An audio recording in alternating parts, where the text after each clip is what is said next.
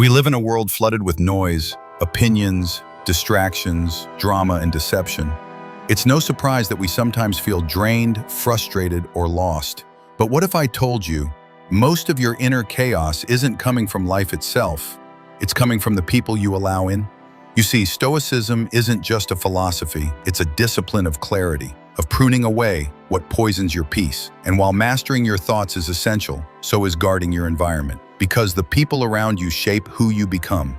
This video is not about judging others. It's about recognizing what disrupts your growth, what pulls you away from your principles and peace, and having the courage to walk away. And make no mistake, the most important step, the one that can completely reshape your life, will be revealed at the end of this video. Let's begin with the first type of person you must avoid if you want to build a grounded, resilient, stoic life.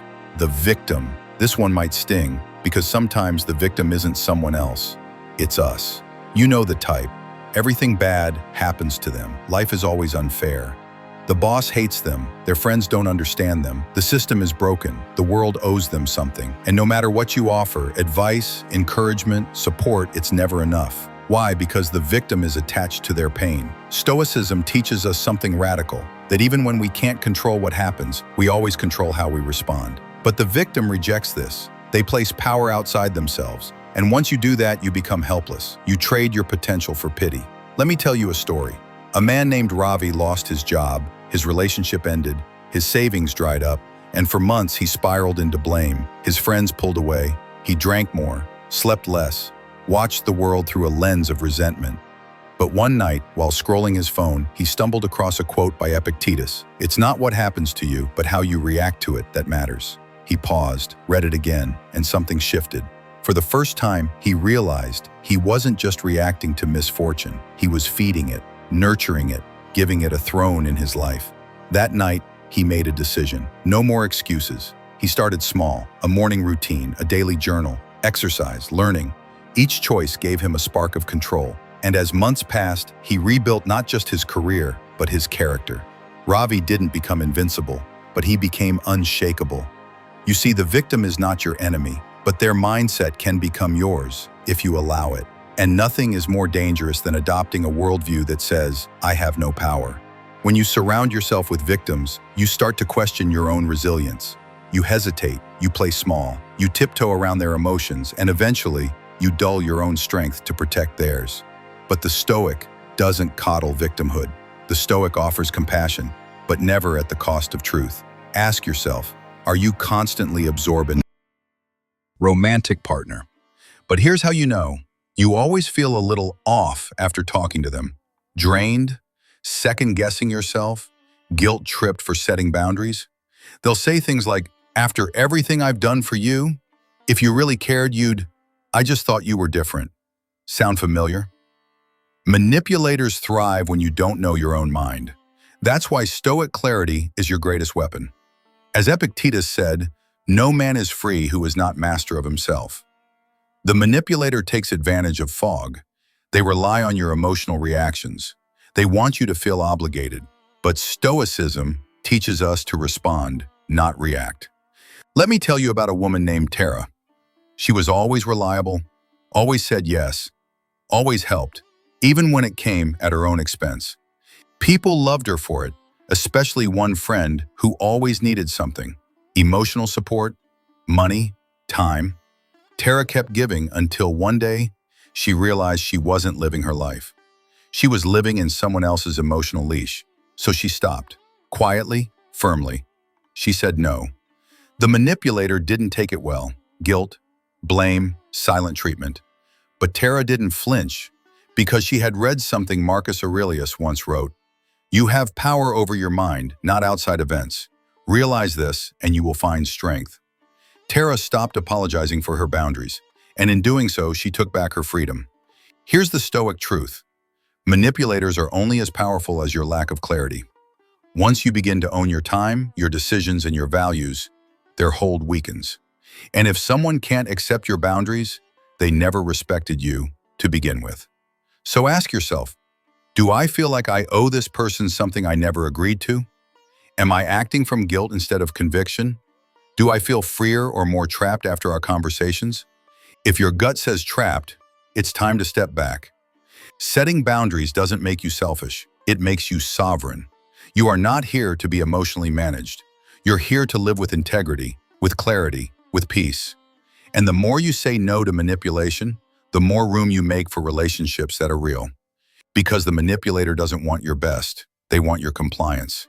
And a Stoic doesn't bend for approval. They stand firm in truth. The overindulgent. In today's world, we are surrounded by temptation. Endless scrolling, food delivery in minutes. Instant gratification is not only encouraged, it's monetized. And while a little pleasure isn't a sin, losing control is. This is the trap of the overindulgent, someone who chases pleasure to avoid pain, who consumes constantly yet never feels satisfied. They're not just addicted to the indulgence, they're addicted to the escape. You've seen it, the friend who drinks too much every weekend, the one who shops endlessly to feel better, the one who binges distractions to silence their inner restlessness. It starts small, but over time it hollows them out. The Stoics knew this well. Epictetus' goal in life. It is won by disregarding things that lie beyond our control. And indulgence, unchecked, is a loss of freedom. Let's take the example of a man named Charon. He worked hard, but every evening he rewarded himself with food, drink, and entertainment. 1 hour became 4, one drink became 6. He told himself he deserved it. After all, life is hard. But slowly his energy declined, his purpose dimmed, his health deteriorated, and worst of all, his mind became dull, sluggish, chaotic. He no longer directed his life, his cravings did. That's what overindulgence does. It numbs you from the inside out. It steals your discipline, your focus, your freedom. Because whatever you can't say no to owns you. Now here's the thing. Stoicism is not about deprivation. It's about moderation. The goal is not to live like a monk. It's to live with mastery. Marcus Aurelius enjoyed fine things, but he wasn't owned by them. Because he practiced what he preached. If you are distressed by anything external, the pain is not due to the thing itself, but to your estimate of it. The overindulgent person overestimates pleasure and underestimates consequences. They don't see the long-term price of short-term comfort. But a Stoic sees clearly. A Stoic says, this food, it's fuel. This wine, a momentary pleasure, not a habit. This phone, a tool, not a master. And when you begin to shift from reactive consumption to conscious control, your life changes. You become lighter, clearer, stronger. You no longer chase the next hit of dopamine. Instead, you find joy in simplicity, gratitude in small moments, power in restraint. Ask yourself, what do I run to when I feel uncomfortable? What do I indulge in that leaves me feeling worse, not better? What would my life look like if I practiced more discipline and more control? The Stoics believed that the key to a good life wasn't more. It was less, wisely chosen. The well you need, the freer you become. Because true satisfaction doesn't come from indulging every desire. It comes from mastering them. The gossip. There's a certain kind of person who always knows what's going on in other people's lives. They speak with authority about things that were never their business. They wrap judgment in curiosity and call it just being honest. You know who I'm talking about, the gossip. At first, it seems harmless. A few whispers, a shared secret, a funny story at someone else's expense. But slowly it poisons everything. Gossip is not a reflection of truth. It's a reflection of insecurity.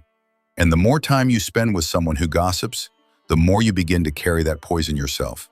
I had a friend once who was like this. Charming, witty, always in the loop. She knew everything about everyone. But I noticed something. The more I listened to her, the more suspicious I became of others. The more judgmental I felt, the more distracted I was from my own life. That's what gossip does. It pulls your attention away from your values and your growth. And it directs it towards speculation, comparison, and negativity. It feels like a connection, but it's actually corrosion. Marcus Aurelius warned us, waste no more time arguing about what a good man should be. Be one. And gossip is the opposite of that wisdom. Instead of building your own character, you spend your energy tearing down someone else's. Think about it. Have you ever walked away from a gossip-filled conversation and felt stronger, Clearer? More fulfilled? Of course not. You feel drained, maybe guilty, maybe even ashamed. And that's because your mind knows you were investing in something beneath you. The Stoics teach us to focus only on what we can control: our actions, our thoughts, our choices. Gossip removes us from that power. It's a distraction, a cheap thrill, and most dangerously, it creates a culture where no one feels safe to be real. Because if someone gossips to you, they'll gossip about you. So how do we break free from this habit? How do we handle gossip in our lives? First, set boundaries. You don't need to join the conversation. A simple "I'm not comfortable talking about them when they're not here" is powerful. It may surprise people. It may even push them away. But that's okay. Let the wrong people go so the right ones can find space. Second, redirect the energy. When someone brings up gossip, shift the conversation toward values, goals, ideas. If they resist, you'll know where their priorities lie. And third, examine your own habits. Do you speak about others when they're not around? Do you share stories that aren't yours to tell? Be honest, and then be better. Because as Epictetus said, if evil be spoken of you, and it be true, correct yourself. If it be a lie, laugh at it. You don't need to explain or defend, just rise above. Let your life be your answer. And here's the reward. When you stop engaging in gossip, your mind gets clearer, your relationships grow deeper, and your energy returns to where it belongs, your own journey. That's the Stoic path: silence over slander. Focus on the noise, integrity over amusement. The Lord of Pessimism. You've met them. You've probably worked with them, maybe even lived with them. The person who always expects the worst. The one who sees every opportunity as a potential failure. Every silver lining is just the edge of another storm. We call them the Lord of Pessimism. This isn't just someone who's realistic or cautious. This is someone who has surrendered to negativity. They wear it like armor, convinced it protects them from disappointment, but in reality, it keeps them from ever fully living. To them, hope is foolish. Optimism is naive. They think they're wise for expecting the worst. But here's what the Stoics knew. Your mindset is the lens through which you experience life. And if your lens is always dark, then even the brightest moments look dull. Marcus Aurelius said it clearly: the happiness of your life depends upon the quality of your thoughts. So if your thoughts are filled with dread, criticism, and worst-case scenarios, what kind of life do you expect to create? But here's where it gets tricky. Pessimists often sound intelligent. They point out the risks, the flaws, the what-ifs. And in doing so, they pull you into their world of limitation. Their fear becomes your hesitation. Their doubt becomes your delay. And before you know it, you're holding back, not because you believe in the danger, but because they do. This is why Stoicism teaches emotional sovereignty. You are not obligated to carry someone else's fears. You can listen with empathy, but you don't have to absorb their mindset. Let's say you're working on a big goal, a project, a dream. You share it with someone close, hoping for encouragement. Instead, they respond with all the ways it might go wrong. What do? You thank them for their input, and then you return to your rational mind. You assess the risks, not from fear, but from wisdom, and you proceed anyway, because action aligned with purpose is stronger than the noise of doubt. As Epictetus said, it's not things that upset us, but our judgments about things.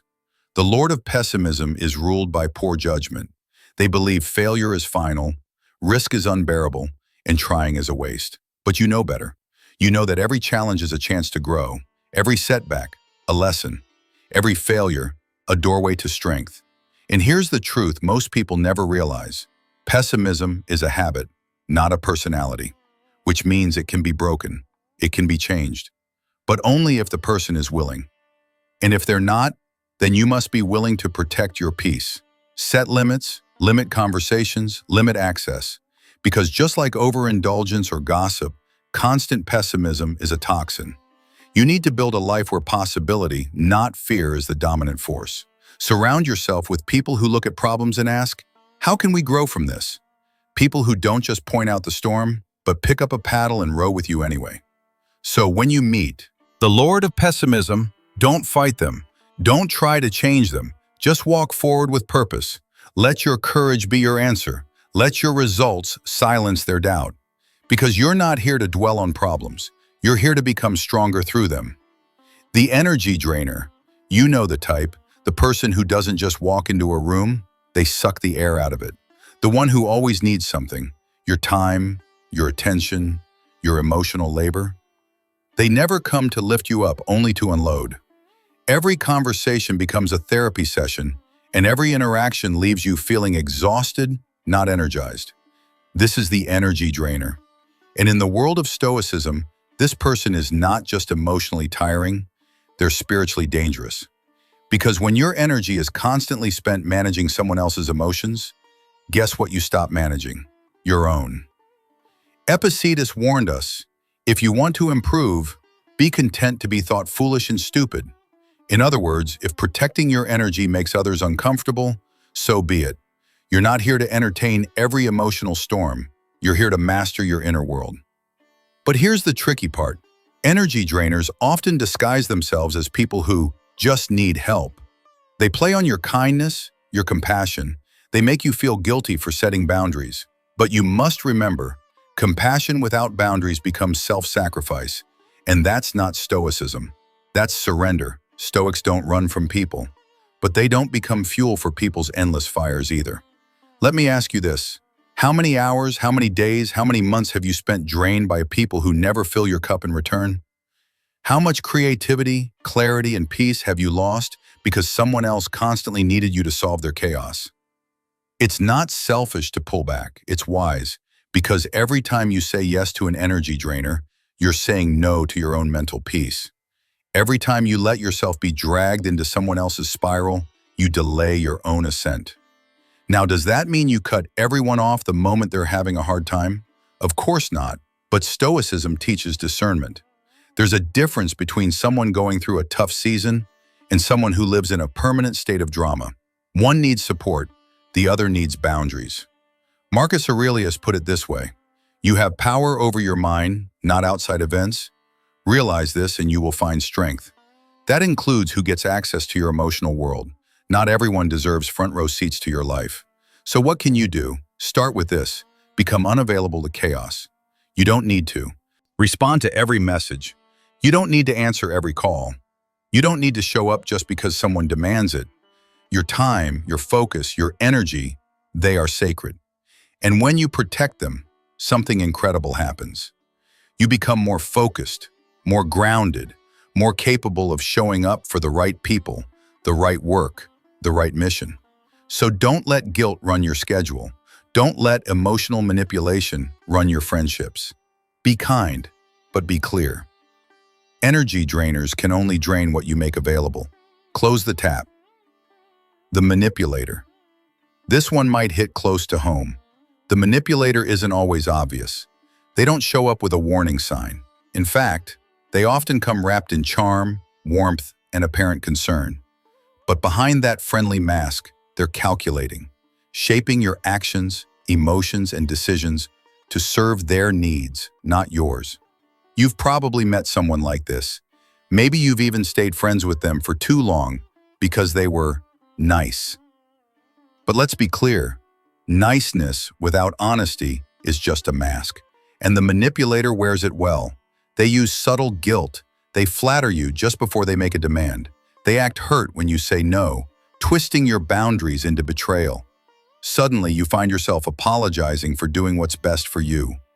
And this is where Stoicism becomes your sword and shield.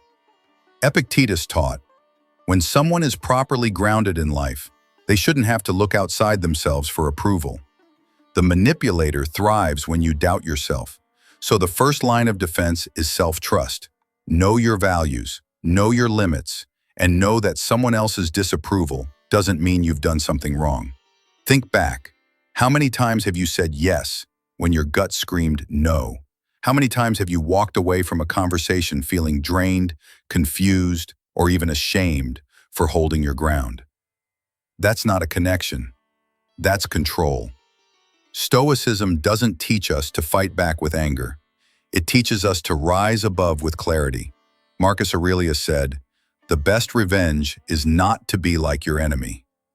Don't play their games. Don't mirror their tactics. Instead, take control of your reactions. You can't stop a manipulator from trying to manipulate, but you can become someone who can't be manipulated. How? With boundaries. Clear, unapologetic, stoic boundaries. Because here's what happens when you draw a line. Manipulators either back off or reveal their true face. Either way you win. You gain clarity. You gain peace. You stop dancing around their moods and start standing firm in your own. But it doesn't end there. There's a deeper reason why you must walk away from manipulators. They don't just steal your time, they steal your clarity. They cloud your judgment until you no longer know what you want, what you value, what you stand for. And that's the greatest danger, losing yourself in the fog of someone else's agenda.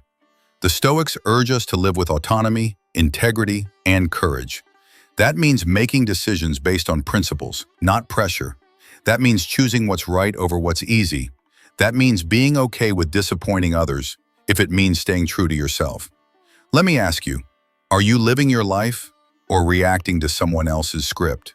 Take this moment to reclaim your power. You don't need permission to say no. You don't need to justify your boundaries. You don't owe anyone access to your peace. The manipulator only wins if you believe their lies. But when you choose truth over guilt, integrity over approval, you take away their greatest weapon. You become unshakable.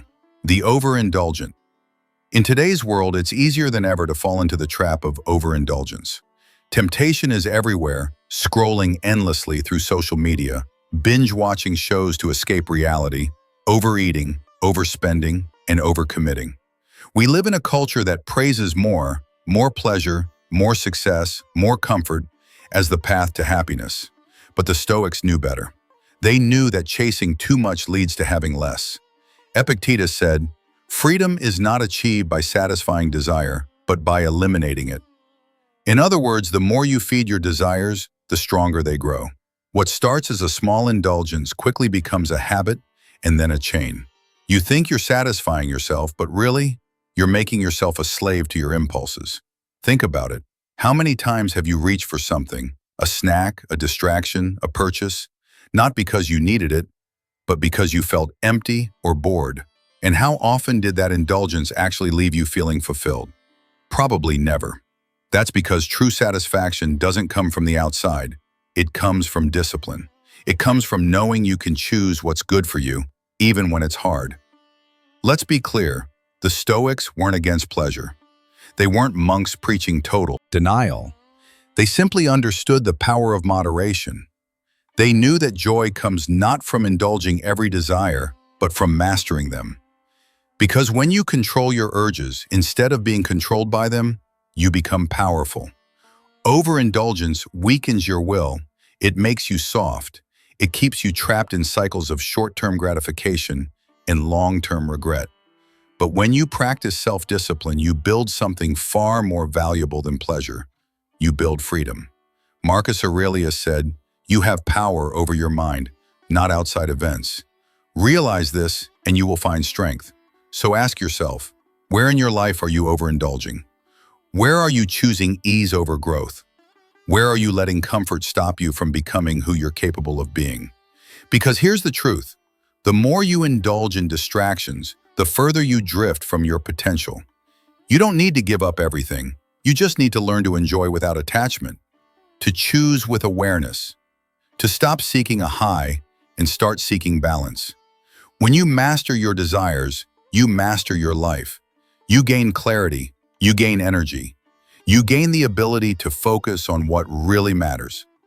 You'll stop needing more because you'll start appreciating less. And in that simplicity, you'll find peace. Now take a moment to reflect.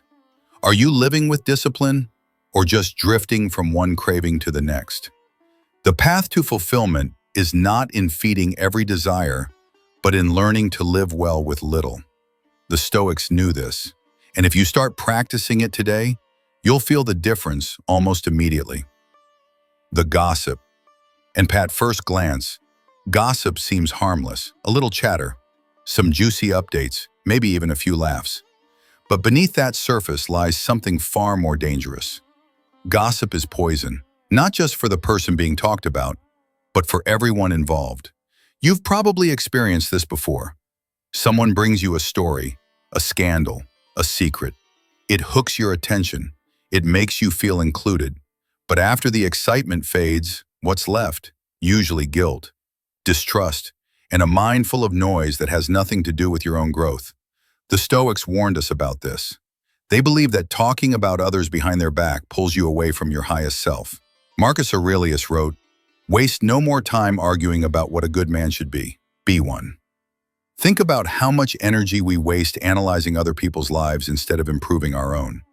It feels like a shortcut to social connection, but really, it's a trap. A distraction from your path, your values, your inner peace. And here's the part people often forget. If someone is comfortable gossiping to you, they're likely gossiping about you too. You're not building trust, you're eroding it. Now ask yourself, have you ever judged someone based on what you heard, not what you experienced? Has gossip ever made you doubt someone who hadn't wronged you personally? This is where the real damage happens. Gossip skews perception. It destroys character without facts. It creates division where there should be unity. And worst of all, it dulls your own moral compass. Stoicism teaches us to guard our minds, to choose our thoughts as carefully as we choose our friends. When you entertain gossip, you're feeding your mind junk. You're giving energy to pettiness when you could be building strength. You don't have to participate. You don't have to listen. And if you find yourself tempted to join in, pause and remember, what you speak about reveals who you are. When you catch yourself about to speak ill of someone, ask, does this help me grow? Does this align with my values? Is it true, necessary, and kind? If not, it's better left unsaid. You want to protect your peace? Then protect your mouth, protect your ears, protect your time from meaningless chatter. As Epictetus said, small-minded people talk about others. Great minds talk about ideas. So choose your conversations wisely. Choose your company even more wisely. Let others chase gossip. You chase wisdom, and slowly your life will become quieter, cleaner, clearer, because your thoughts are no longer polluted by the drama of others. The pessimist. You know the type. No matter the situation, they'll find the flaw. The opportunity, they'll point out the risk. The bright side, they'll show you the shadow. These people don't just expect the worst, they believe it's already happening.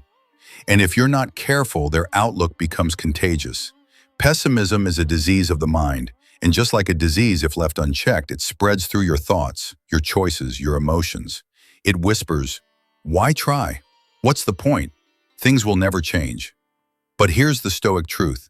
Perception shapes reality. If you expect to fail, you're already halfway there. If you believe the world is against you, you'll find reasons to confirm it. And if you surround yourself with people who feed that mindset, you're training your brain to doubt your potential before you even begin. Marcus Aurelius said it best. The happiness of your life depends upon the quality of your thoughts. The pessimist's thoughts? They're cloudy, limited, trapped in fear. They think preparing for the worst is wise. But the Stoic doesn't ignore risk. We simply face it with clarity, not defeat. Now, this doesn't mean you should deny reality or pretend everything's perfect. Stoicism is about realism, not delusion. But realism with resilience, that's where the power lies. So what do you do when you're surrounded by pessimism? First, recognize their mindset is not your obligation. Just because they live in fear doesn't mean you have to. Just because they speak limitations doesn't mean you stop aiming high. Second, practice cognitive separation. When a pessimist speaks, observe but don't absorb. Think, is this truth or just fear talking? Does this help or harm? Third, don't argue. Don't try to convert them, just lead by example. Let your actions, courage, and clarity become your response. And if necessary, walk away. Not out of anger, out of protection. Your mindset is your foundation. Don't let their cracks become yours. Because here's the secret. Most pessimists are not evil. They're afraid. Their negativity is a shield, a way to avoid disappointment. But in doing so, they also avoid growth, joy, and transformation. You don't have to join them. You can choose to be the person who sees the lesson in the loss, the potential in the problem, the strength in the struggle. That's the Stoic way. That's the iron mind. The next time someone says it won't work, calmly answer, maybe, but I'm still going to try. That one sentence can shift your whole reality. The energy drainer, they don't scream, they don't argue, but every time you talk to them, you walk away feeling tired, heavier, like they somehow took something from you without ever raising their voice. This is the energy drainer, someone who doesn't just occupy your time, but quietly steals your mental and emotional bandwidth. Maybe they always come to you with their problems, but never take your advice. Maybe they constantly vent, but never grow. Maybe they need something from you, but rarely offer anything in return. These people are often not even aware they're doing it, but intentional or not, the effect is the same. You give, they take. You listen, they complain. You support, they depend. And slowly your motivation, focus, and peace begin to fade. Now let's be clear, Stoicism is not about cutting people off without empathy.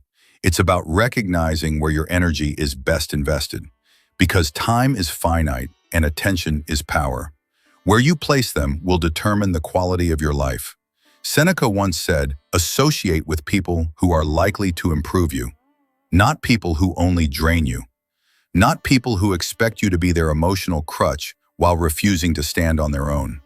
The Stoic way is about deliberate relationships, not accidental ones. Friendships that fuel your fire, not those that extinguish it. Here's the truth. Helping others is a virtue, but enabling others, that's a trap. When you constantly sacrifice your peace to rescue someone from problems they're not even trying to fix, you're not helping, you're participating in their avoidance. So what do? You set boundaries. You limit emotional exposure to those who constantly take. You schedule your availability instead of always being on call. And most importantly, you reflect. Does this person lift me or anchor me? Do I feel lighter after talking to them or drained? Energy drainers don't always come with a warning. They often look like friends, they sound like loved ones, but their presence brings exhaustion instead of clarity, frustration instead of insight. So protect your mind the way you'd protect your home. Not everyone gets full access. Remember, your peace is not a sacrifice, it's a standard. And once you raise that standard, you'll notice fewer people can pull you into emotional chaos. You'll stop over-explaining, over-giving, and over-apologizing for needing space. The Stoic doesn't seek constant stimulation. We seek stillness. And we guard that stillness from anyone who threatens to disrupt it. The right people recharge you, the wrong ones drain you. Choose wisely. How to cultivate a Stoic social circle. It's not enough to walk away from toxic energy. You must also walk towards something better. Cutting out the negative is only half the journey. The other half is intentionally building a life around people who make you stronger, wiser, and calmer. A Stoic social circle is not about popularity. It's not about followers or status. It's about alignment. People who value what you value, people who live by principle, who challenges you, not to break you, but to build you, who pushes you toward virtue, not vanity. Here are 5 essential ways to build that kind of inner circle. Surround yourself with the virtuous. You become what you expose yourself to. Spend enough time around angry people, you'll absorb their fire. Spend time with the disciplined, and you'll start holding yourself to a higher standard without even trying. Epictetus warned, be careful whom you frequent, for habits are not easily erased. Look around. Do the people closest to you reflect the version of yourself you're working to become? A Stoic doesn't seek perfection in others, but they do seek integrity. Friends who speak truthfully, those who act with fairness, those who aren't swayed by trends or emotions, but are grounded in reason and personal growth. If your circle laughs at discipline, mocks emotional control, or thrives on drama, you're not in a circle. You're in a trap. And it's only a matter of time before their energy becomes your own. Become the person you want to attract. Before you search for wise, honest, grounded people, ask yourself, would they be drawn to the version of me I am today? The law of attraction isn't just spiritual fluff, it's a practical truth. Strong people gravitate towards strength. Disciplined minds recognize discipline in others. And people who value growth avoid those who live in chaos. If you want friends who live with purpose, live with purpose. If you want people who respect your peace, start respecting your own. Marcus Aurelius said, the best revenge is to be unlike him who performed the injury. In other words, don't waste time chasing what you can become. Focus on being the kind of person who naturally draws in high-value connections. That starts with the iron mind. Self-discipline, calm under pressure, emotional neutrality. The stronger your mindset, the stronger your orbit becomes. Practice selective availability. Just because someone wants your time doesn't mean they've earned it. Not everyone deserves access to your energy. Your time is sacred. So why spend it on people who gossip, complain, or distract? Set boundaries. Say no without guilt. Respond slower. Protect your mornings. Limit your digital noise. Remember what Seneca said, life is long if you know how to use it. Make yourself available to wisdom, to meaningful conversations, to people who want to build, but be unavailable to chaos, to emotional vampires, to endless small talk that leads nowhere. True strength isn't in always being accessible. It's in knowing when to disconnect. Learn to recognize the subtle signs. Not all toxic people come with warning signs. Some seem helpful, even generous. But pay close attention. Do they support your growth, or do they subtly discourage it? Do they celebrate your wins, or act distant when you succeed? These details matter. The Stoic doesn't just observe actions. We observe patterns. A friend who mocks your discipline once might be joking. A friend who always tries to pull you off your path, that's a red flag. People reveal their values in small moments, sarcastic comments, passive aggression, subtle digs. They might never say, "I don't want you to grow," but their behavior will tell the story. This is where you must apply the Stoic filter. Is this person aligned with my pursuit of virtue, wisdom, and peace? Or do they consistently pull me into distraction, drama, or self-doubt? As Epictetus said, the key is to keep company only with people who uplift you, whose presence calls forth your best. Don't ignore the warning signs. Don't make excuses. A truly supportive friend won't demand that you dim your light to make them feel better.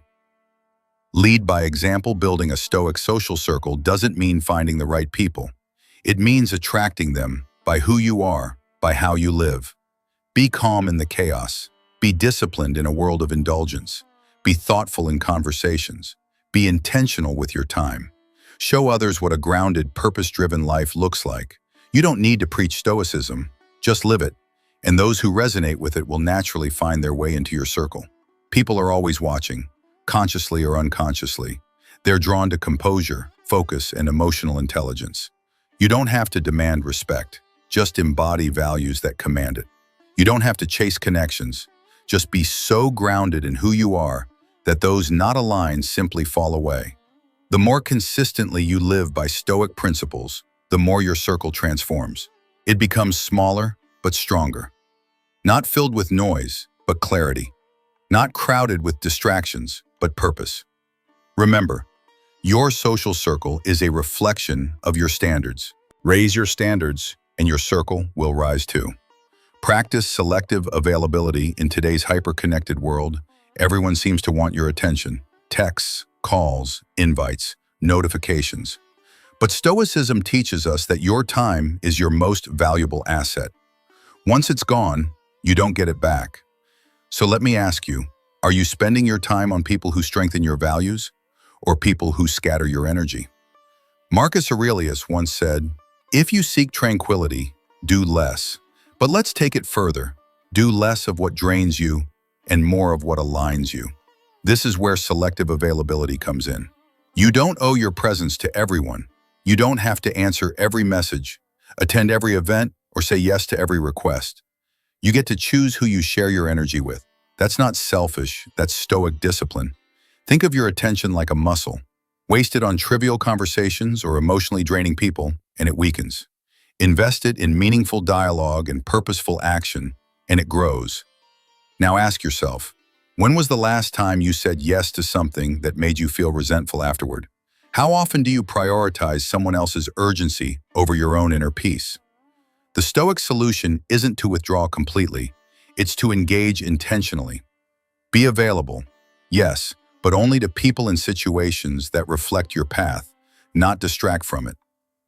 Epictetus said, "We must not believe the many who say that only free people ought to be educated, but we should rather believe the philosophers who say that only the educated are free." In the same way, we could say, Only those who protect their time are truly free. Your peace is not up for negotiation.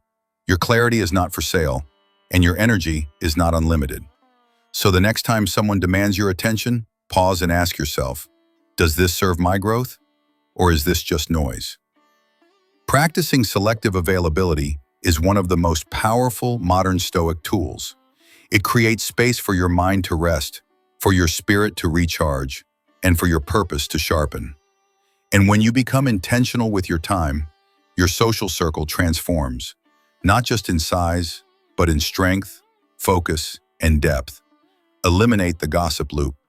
Let's talk about something deceptively harmless: gossip. It sneaks into conversations, disguised as entertainment or concern. But in truth, it's a thief. It steals your time, your focus, and your inner peace. You've probably experienced this. A friend shares the latest rumor. At first it feels fun, maybe even bonding, but later you walk away feeling off. Your mind is replaying words you wish you hadn't heard, questioning people you've never even spoken to. That's the poison of gossip. It drags your mind into battles that don't belong to you. The Stoics had zero tolerance for it.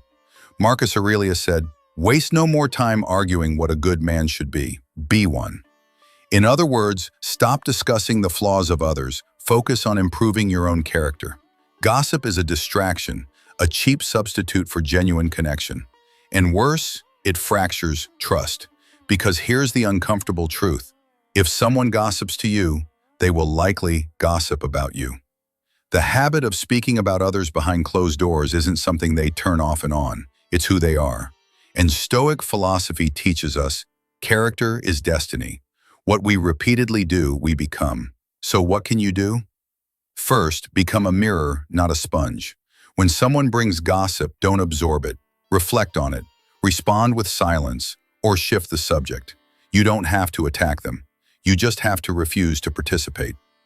Second, examine your own tendencies.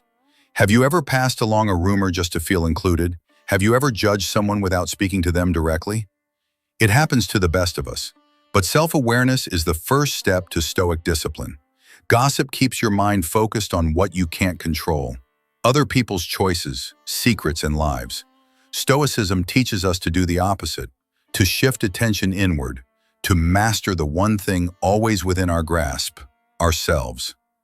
And when you start letting go of gossip, something powerful happens. You stop viewing others as sources of entertainment and start seeing them as fellow travelers, flawed, growing, complex, just like you. That shift breeds compassion, respect, integrity, the foundations of a Stoic social circle. Ask yourself now, who in your life constantly brings gossip into your space? And how does it make you feel afterward? Empowered or drained? It's time to draw a line, not with anger, but with clarity. You deserve relationships that sharpen your mind, not dull your spirit. Conversations that feed your growth, not your ego. Choose peace over drama, truth over rumors, substance over noise. Because the strongest minds don't waste time discussing people. They're too busy building themselves. The weight of overindulgence. In today's world, we are constantly pushed to consume more. More food, more screens, more stuff. Every ad you see whispers the same message: you need this to be happy. But the Stoics saw through this illusion long ago. Overindulgence isn't pleasure, it's slavery. That's what Epictetus meant when he said, freedom is the only worthy goal in life.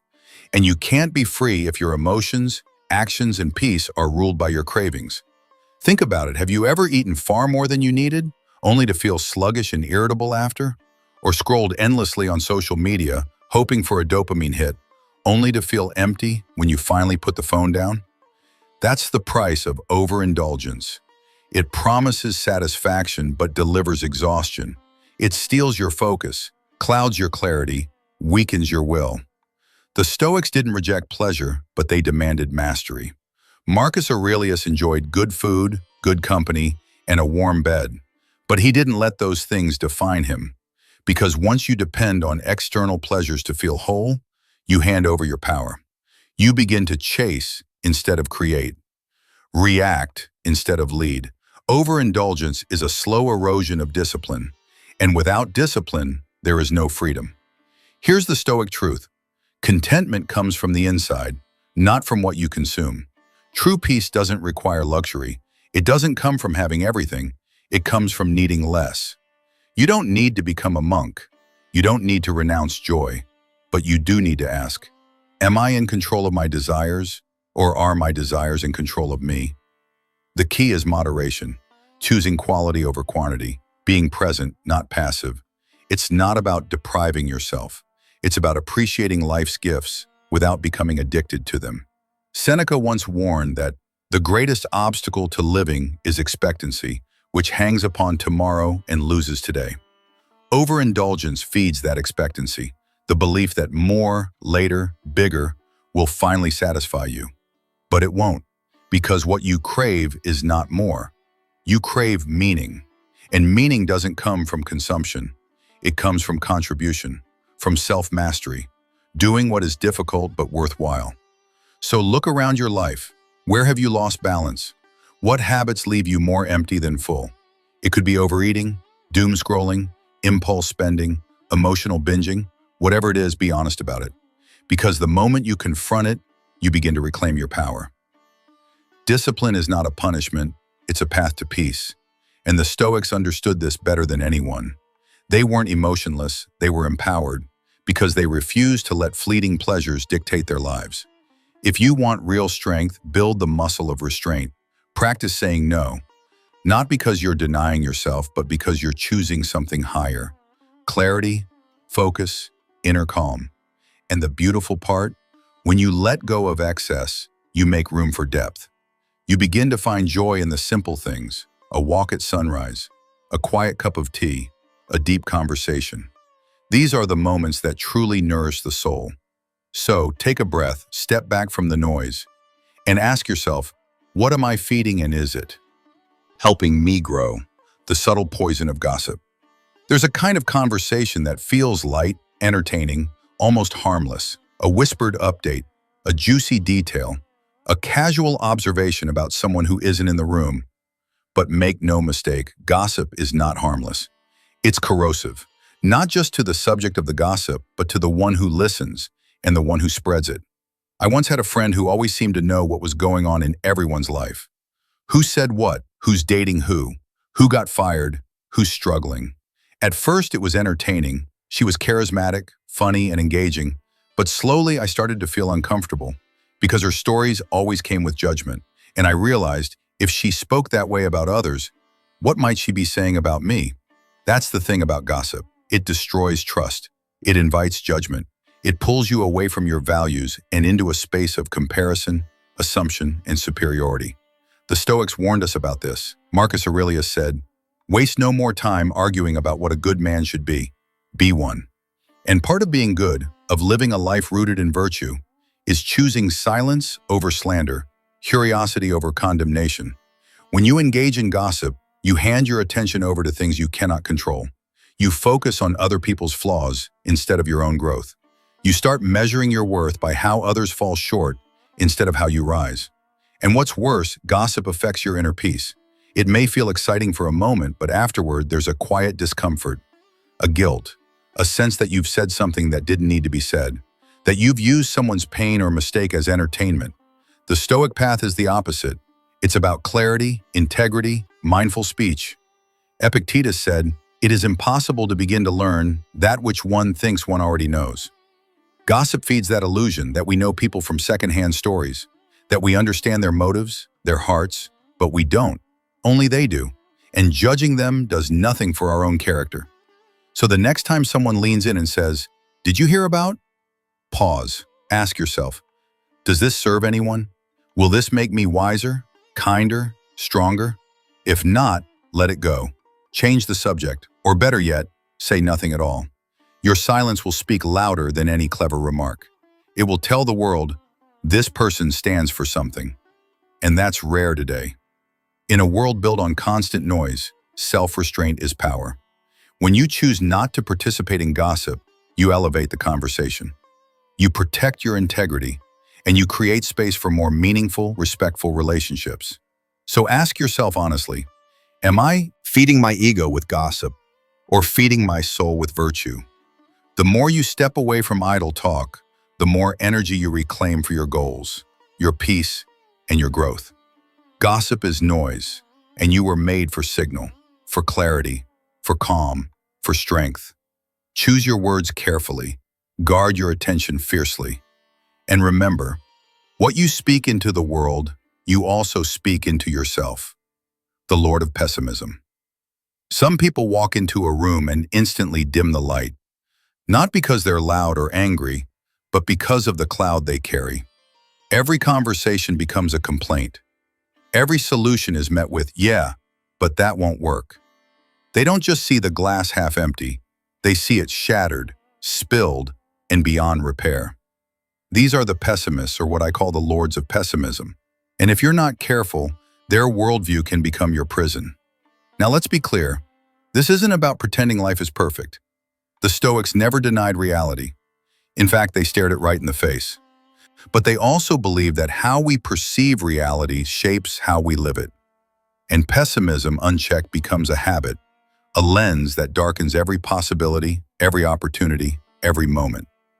Marcus Aurelius put it simply, "The happiness of your life depends upon the quality of your thoughts." So ask yourself, who's influencing the quality of your thoughts? If you're constantly surrounded by people who focus only on problems, guess what becomes your default lens? Problems, doubt, fear. You stop seeing what could go right because you've been conditioned to expect what could go wrong. And here's the kicker. Pessimism is contagious. Spend enough time around it and it'll start to feel like the truth. Not because it is, but because repetition shapes belief. But Stoicism gives us an antidote. The discipline to question what we're told. The courage to think independently. The strength to respond, not absorb. Epictetus taught, "It's not what happens to you, but how you react to it that matters." That includes how you react to other people's negativity. You don't have to argue with them. You don't have to change their minds, but you do have to protect your own. That means setting boundaries. That means not feeding the cycle of complaints. That means being the person who brings light, not one who echoes the darkness. I want you to think about this. How many times have you held back on an idea, a risk, or a dream because someone told you it was impossible? How many times have you absorbed someone else's fear and made it your own? This stops today, because the truth is, most pessimists aren't evil. They're just afraid. And fear speaks loudly when it's not managed. Vision with optimism, even if no one around you does. That's what it means to be a modern Stoic, to remain grounded while others drift, to see clearly when others only see fog. So the next time a pessimist tells you, "That'll never work," look them in the eye and say, "Maybe not, but I'll find out for myself." That one act of defiance might be the beginning of a whole new life. Guard your mind, filter the voices you allow in, and surround yourself with those who don't just see the light, they build it with you. The energy drainer. You know this person. They never yell, they never insult, but somehow after spending time with them, you feel exhausted. Your mind is foggy, your mood diminished. They didn't argue, they didn't gossip, but they took something from you. Your energy. These are the energy drainers. And their impact is real, even if it's subtle. They come in different forms. Some constantly complain, some always need your help but never offer support in return. Some are forever stuck in the same loop, the same problems, asking for advice but never applying it. And some, they simply exist in a space of emotional chaos, pulling you in like a silent undertow. And here's where Stoicism enters the picture. The Stoics understood one timeless truth. Your energy is finite. What you give to one thing is energy you take away from something else. Your goals, your peace, your growth. That's why Marcus Aurelius warned, ask yourself at every moment, is this necessary? Let's apply that question right now. Is this relationship necessary? Is this conversation helping you become who you're trying to become? Or is it draining you of that very strength? Now, to be clear, this isn't about cutting people off cold. It's about setting Stoic boundaries. It's about choosing when, how, and how often you give your time. Because your peace is not a public utility. It's a resource, a sacred one. And the people in your life, they either recharge you or they drain you. So how do you protect yourself? First, recognize the signs. You feel anxious before meeting them. You feel heavy after talking to them. You second-guess yourself during the interaction. That's not a coincidence. That's your intuition trying to save you. Second, create space. That doesn't mean being cruel. It means being intentional. Choose when you're available. Choose how much you give. Choose not to feel guilty about protecting your mental clarity. And third, reinvest that energy into people and practices that replenish you. A walk in nature, a book that challenges you, a conversation that inspires rather than drains. These things build you. The more you invest in what strengthens your soul, the easier it is to walk away from what weakens it. Here's the truth. Not every battle is loud. Some of the most dangerous conflicts happen silently, in your spirit, your focus, your peace.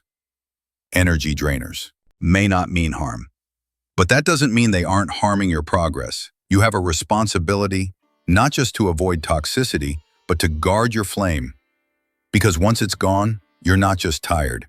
You're detached from your goals, from your purpose, from the very thing you were trying to build. So take this to heart. Just because someone has access to you doesn't mean they deserve your energy. Choose wisely, guard your light. And remember, every time you say no to something that drains you, you say yes to something that empowers you. The chaos creator. There's a certain type of person who never seems to bring peace. Wherever they go, drama follows. Conflict seems to sprout around them like weeds in a neglected garden. One minute they're venting about a coworker, the next they're pulling you into an argument that had nothing to do with you. Sound familiar? This is the chaos creator. They don't just live in chaos, they thrive on it. They'll call you at midnight just to unload emotional baggage. They'll turn small problems into crisis-level disasters. They'll stir conflict between people, then sit back and watch it burn. And if you're not careful, they'll make you think this is normal. But listen carefully. Peace is not boring. Stability is not a weakness. And being calm, that's not being cold. It's power. The Stoics had a word for this kind of chaos. Pathos. The emotions out of control. Epictetus warned, when you are offended at any man's fault, turn to yourself and study your own failings. Not to take the blame for others' chaos, but to avoid becoming part of it. Chaos creators often lack self-regulation. They feed off emotional reactions. If you respond with anger, they win. If you defend yourself constantly, you're in their game. But the moment you meet chaos with silence, drama with detachment, you reclaim control. So what do you do when you're caught in their storm? Step 1, detach. Not from compassion, but from reactivity. Don't let them drag you into arguments that aren't yours. Don't let their panic become your panic. Step 2, observe. Are they always surrounded by problems? Are they always in conflict with someone new? Stoicism teaches us to notice patterns, not just behaviors. Step 3, protect your peace. If you sense a conversation spiraling, pause. If a situation feels unnecessarily dramatic, walk away. You're not being rude, you're choosing sanity over suffering. And let's be honest, some people fear peace because it forces them to sit with themselves. Chaos gives them something to blame, something to feel. But that's their journey, not yours.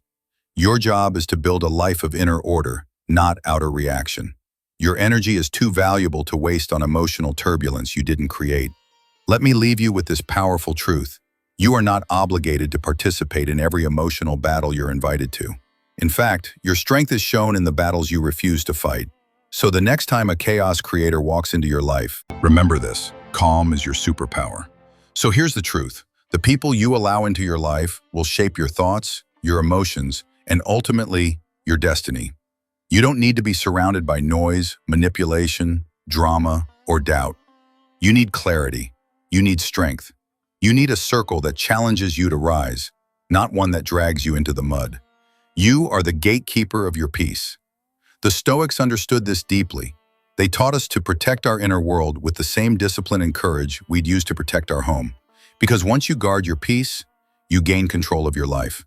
You stop living reactively and start living intentionally. You stop chasing approval and start pursuing virtue.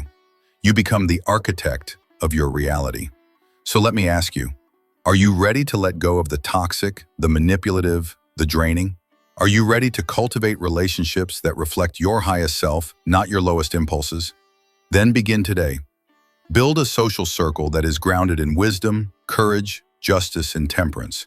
Eliminate the noise, set clear boundaries, and walk with those who remind you of your power, not your pain. Because at the end of the day, your time, your energy, your life, they are yours to protect. And remember this, your peace is not a luxury, it's your responsibility.